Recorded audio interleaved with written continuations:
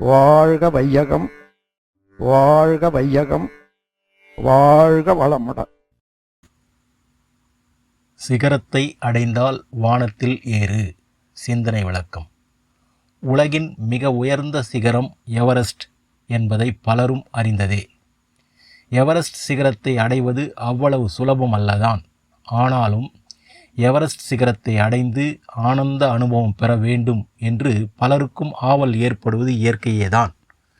அந்த ஆவலை தணிக்க வேண்டுவோர் எங்கோ மிக தூரத்திலும் உயரத்திலும் இருக்கும் எவரெஸ்ட் என்ற இமயமலைக்கு போக முடியாவிட்டாலும் உங்களுக்கு மிக அருகில் இருக்கும் இமயமலையான இமயங்களின் மையமான பூர்வ மத்தி தியானம் ஆக்கினை தீட்சை பெற்று எப்பொழுதும் மன அமைதியில் திளைக்க எவரெஸ்டாக இருக்க உங்கள் வீடுகளுக்கு அருகில் உள்ள மனவளக்கலை தவ மையங்களுக்கும் அறிவு திருக்கோயில்களுக்கும் வாரீர். முற்காலங்களில் தீட்சை பெற கடுமையான கட்டுப்பாடுகள் எல்லாம் இருந்தது. ஆண்கள் பிரம்மச்சரிய விரதம் கடைபிடிக்க வேண்டும் என்றும் இல்லறவாசிகளுக்கு தீட்சை பெற தகுதி இல்லை என்றும் நிலை இருந்தது. மகளிருக்கு தீட்சை பெற தடைகள் இருந்தது. ஆனால் இன்று அந்த நிலையை நீக்கி 14 வயது நிரம்பிய எவரும் ஜாதி மத இன மொழி நாடு பேதங்கள் ஏதுமின்றி தீட்சை பெற தகுதி உள்ளவர்களே என்ற நிலையை உருவாக்கிவிட்டார் பாமர மக்களின் தத்துவஞானி வேதாத்ரி மகரிஷி அவர்கள். ஸ்பரிச தீட்சையாம் ஆகினை தீட்சை பெற்றவர்கள் ஒரு வார இடைவெளிக்கு பிறகு இறங்குப்படி தவமாகிய சாந்தி தீட்சை பெற வேண்டும். சாந்தி தீட்சை பெற்று தவசக்தியை உடற்சக்தியாக மாற்றிக்கொள்ளக்கூடிய சாந்தி தவத்தை வாரத்தில் வெள்ளி சனிக்கிழமைகளில் செய்து வருவது சிறப்பாகும்.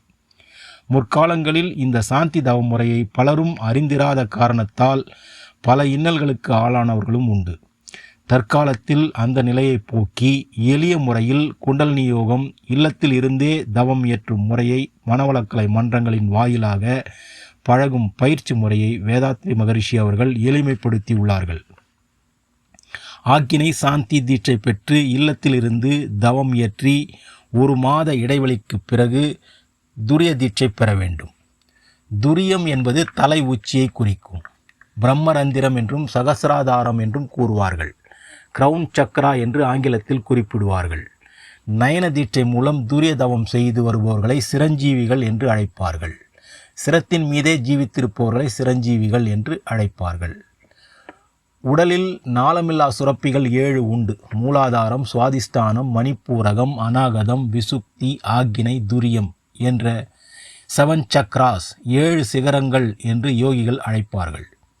முதல் சிகரம் மூலாதாரம் என்பது முதுகுத்தண்டுக்கு கீழே ஆசன வாய்க்கு ஓர் அங்குலம் மேலே உள்ள மையமாகும். கருவாய்க்கும் எருவாய்க்கும் மத்தியில் உள்ளதுதான் மூலாதார மையம். நமது கருமையம் என்ற தெய்வீக பெட்டகம் டிவைன் ட்ரெஷரி இருப்பதும் மூலாதார மையமே. பஞ்சபூதங்களில் நிலத்தை குறிக்கும் மையம் மூலாதார சக்கரம் ஆகும். ரூட் சக்கரா என்று அழைப்பார்கள். 2வது சிகரம் சுவாதிஷ்டானம் என்பது நீரின் மையமாகும். சேக்ரல் சக்ரா ஆகும். 3வது சிகரம் மணிப்பூரகம் என்ற தொப்புள் பகுதியை குறிக்கும் நெருப்பு மையமாகும். சோலார் ஃப்ளெக்ஸ் என்று அழைப்பார்கள். ஜடராகினி என்பதும் இதை குறிக்கும். 4வது சிகரம் அநாகதம் என்பது இதய மையமாகும். ஹெர்ட் சக்ரா காற்று மையத்தை குறிக்கும். வில் பவர் என்ற மன உறுதியை தரக்கூடிய மையமாகும். 5வது சிகரம் விசுப்தி என்ற தொண்டை பகுதியாகும். வின் என்ற ஆகாசத்தை குறிக்கும் மையமாகும். விஷம் கூட்டல் சுத்தி விசுப்தி த்ரோட் சக்ரா ஆகும். 6வது சிகரம் ஆக்னா சக்கரம் இமைகளின் மையமாகும். பிட்யூட்ரி கிளாண்ட் என்ற நாளமில்லா சுரப்பி அமைந்துள்ள மையமாகும். அறிவு மையம் என்றும் ஆக்னா சக்கரத்தை குறிப்பார்கள். 7வது சிகரம் துரியம் ஆகும். பீனியல் கிளாண்ட் என்ற ஹெட்மாஸ்டர் கிளாண்ட். இன்ட்யூஷன் ஏற்படும். 10 பருவத்தினர் ஆளும் அறிவும் வளர இந்த 2 சக்கரங்களின் மீது மனம் செலுத்தி தவம் இயற்றிட வேண்டும்.